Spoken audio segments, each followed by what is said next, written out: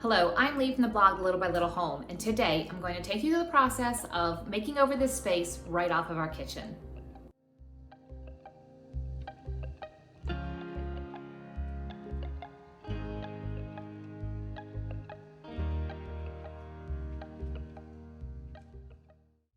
I refer to this space as our homeschool nook because it is not technically a room, it's just right off the kitchen. There's no doorway. It's sandwiched in between our kitchen, which is back here behind where the camera is, and then this doorway leads out to our back porch, which then leads to our backyard. So it's an open area.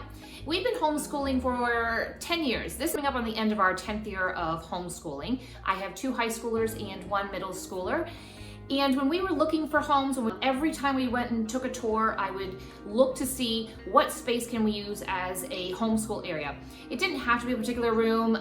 For me personally, I enjoy having a space dedicated to housing all of our homeschool books and our computer and just all kinds of information just to be put right there so that on our off homeschool hours, I just know everything's there. Having a location where everything just can be placed is just kind of how my brain works the best. So every time we looked at a place, I was like, okay, where would I put our homeschool area? When we came and looked at this home, it's been almost 3 years since we first came and looked here. I knew right away that this would serve well as a homeschool nook. Throughout our years of homeschooling, we've lived in 3 different houses. The very first house when we started to homeschool, my 3-year-old's bedroom doubled as our homeschool room. We ended up outgrowing that and moving our homeschool room down to our finished basement, and we're there for quite a few years down in the finished basement and just kept rearranging it every year to suit our different needs.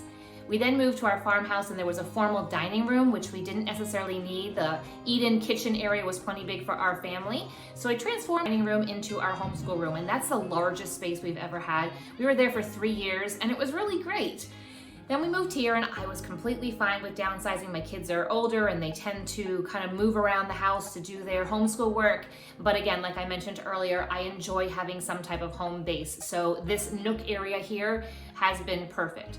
Now I'm gonna let you in on a secret. Mom does have some future plans. Wouldn't this area right here, since it's right off the kitchen, be like really neat butler's pantry? I think it would be really cool. But then I started thinking about by the time that I don't need a homeschool area, I necessarily won't have the kids at home. I don't really know if I would need all that space for butler's pantry or for a pantry at all. So we'll see what it becomes eventually, but let's not get ahead of things. I still have a couple of kids here to graduate. Okay, so we first came to this house, took a tour around, and I knew right away that this would be a great location to put all of that.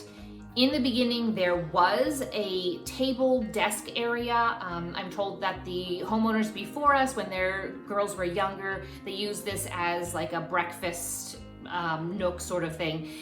It just wasn't going to fit us quite well, and we ended up tearing that out even before we moved into the house because I refinished all of the floors in our home on our first floor before we even moved in, and wanted to get out any built-in furniture that was sitting on the floor because we wanted to be able to finish the floors in this space.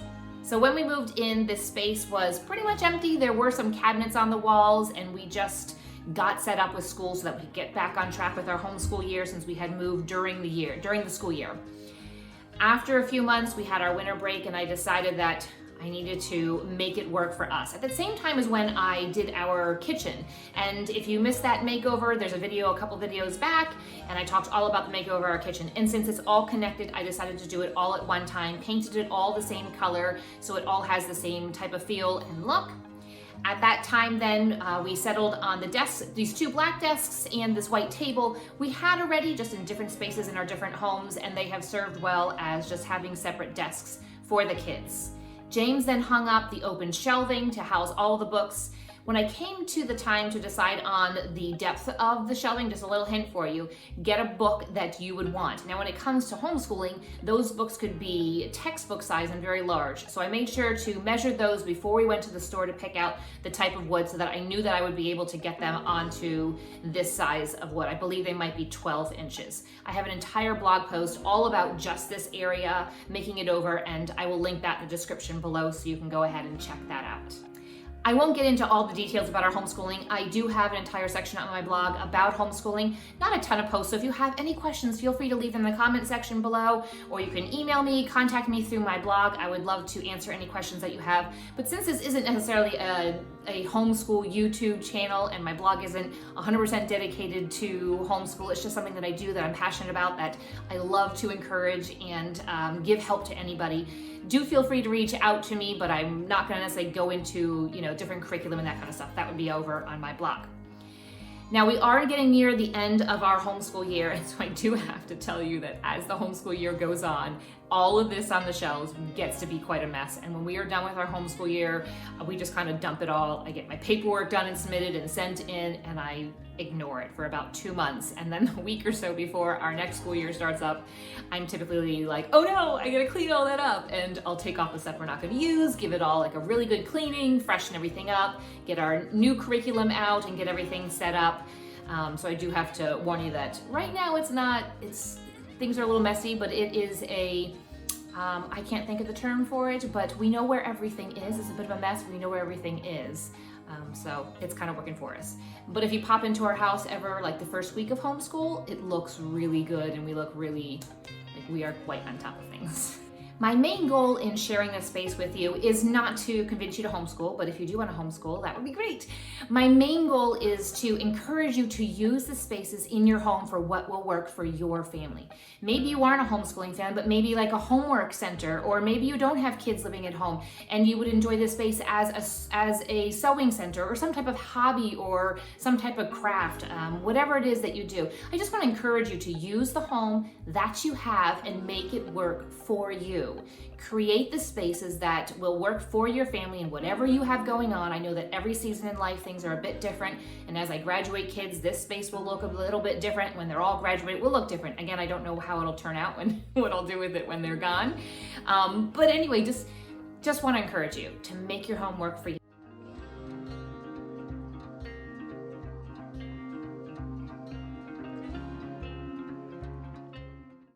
Well, thanks for watching this video, and I hope it has encouraged you, inspired you, maybe given you some ideas. And I would love it if you hit that like and subscribe button. If you have any questions, leave it in the comment section, and I will leave any resources and links and blog posts in the description below. But have a great day, and I'll see you next time.